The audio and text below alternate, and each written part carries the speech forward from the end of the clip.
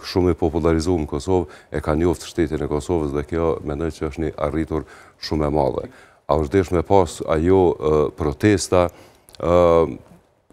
unë mendoj që lëvizja vetëvendosje e ka meritu një mandat me pas e qysh po qeverisë dhe edhe partit opozitare ndoshta se kanë po për këtë, do më thonë, mungesën e protestave, por mungesa protestave ka qenë për shkak të situatës së rëndë në të cilën kanë qenë partit politike në opozitare, të cilat në zgjedhjet e 2021 kanë dalë tepër keq, lëvizja vetëvendosje ka qenë me mbi 50% dhe unë mendoj që këto parti politike kanë bërë mirë që i janë nënshtru vullnetit të popullit Kosovës, të qytetarëve të Kosovës, të cilët e kanë deshtë Albin Kurtin dhe lëvizjen vetëvendosje me provu në qeverisje dhe e kanë provu në qeverisje. Pastaj zgjedhjet e 9 shkurtit kanë tregu që lëvizja vetëvendosje nuk i ka përmbush në masën e duhur, por deri diku duket se i ka përmbush edhe ato aspiratat qytetarëve, deri në situatën ku kemi ardhur sot, kur lëvizja vetëvendosje i kanë nxjerrë 3 karta elektorale. Sipas meje, karta e parë elektorale ka qenë shtypja financiare ndaj qytetarëve të Kosovës për të ndëshku mas një pritje të madhe 9 muajshe, por që nuk pati sukses sepse pati frikë nga zgjedhjet, nga protestat, dhe tash e shpjegoj, tash dalin pse ka pas frikë nga protestat. Karta e dytë është karta me listën serbe, akuzat e përditshme për ndaj partive opozitare që i bajnë bashkë, dhe më thonë PDK, LDK, Kënisma dhe lista serbe, dhe treta është karta e diasporës. Mirë po, këto krejt janë të ndërlidhura. Frika nga protestas është frikë që lidhet me ardhen e diasporës, e cila, kur vjen në Kosovë për të votu, ka me ardhën familjet e veta cilat janë të evujt situatën këtu, nuk kanë me votu prej atje, nuk kanë me u manipulu prej atje, nuk kanë me adhanë blanku besimin as Zotit Kurti, as një lideri politik të Kosovës.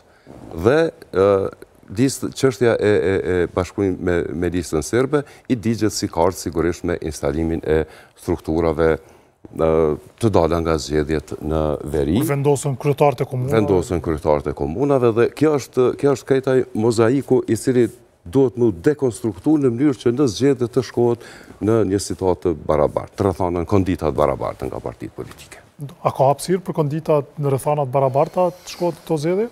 Qëret, une që shpisho dhe levizet e partive, edhe këto protestën e fundit, ku kemi një ballafaqim, në fakt, nuk kemi opozit, kjo fatkeqësia, një qeveri gjithmonë vepron situatën me kthyer në favorin e vetë, dhe kjo legjitime për mua, pavarësisht a është ke ligjin a dëmton qytetarin, që pa dyshim që po, ne kemi ra dakord që vetëvendosja është pushtet kriminal, kur thom kriminal, s'po thom kuptimin që me vra, se nuk ka veç kriminal në qeverisje, në dialog, në energji, në sindikata, pra s'kalon në vend ku ka pas atakim, ku ka pas kontekst, që s'ka pas sjellje kriminale.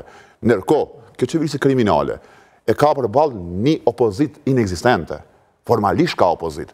Na jemi tash me një kohë zgjedhore.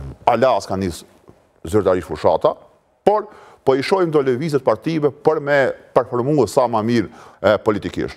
Edhe unë kam një shqetësim të madh te ish partitë opozitare, LDK, PDK sidomos, të cilat po përpiqen me ndërtuar, si më thonë, tregim edhe front për me performuar sa më mirë.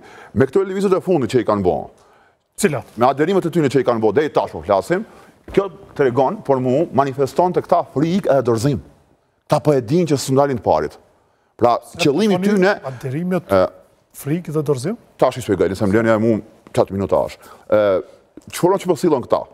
Këta e kanë mu vetës një ambicie të vogël, e cila është mjaul sa ma shumë që është e mundshme Kurtit për qindjat. Kështu nuk hinë ngarë. Ti ngarë ose hinë fituar nëse je parti serioze, ose e lën këtë punë krejt. Petri Hamza mbrëm më thanë këtë studio se kanë hyrë për të fituar dhe synon të fitoj këto zgjedhje. Unë nuk po pres me thonë që hupim zgjedhjet, po ai e din. Për hap definitivë. Jo, absolut, tyre tash. Edhe ju mund t'ja pengoni duke thënë se e din ata paraprakisht se nuk mund të fitojnë zgjedhjet. Ma shumë se kaq. Mund të ndihmohet partisë tjetër.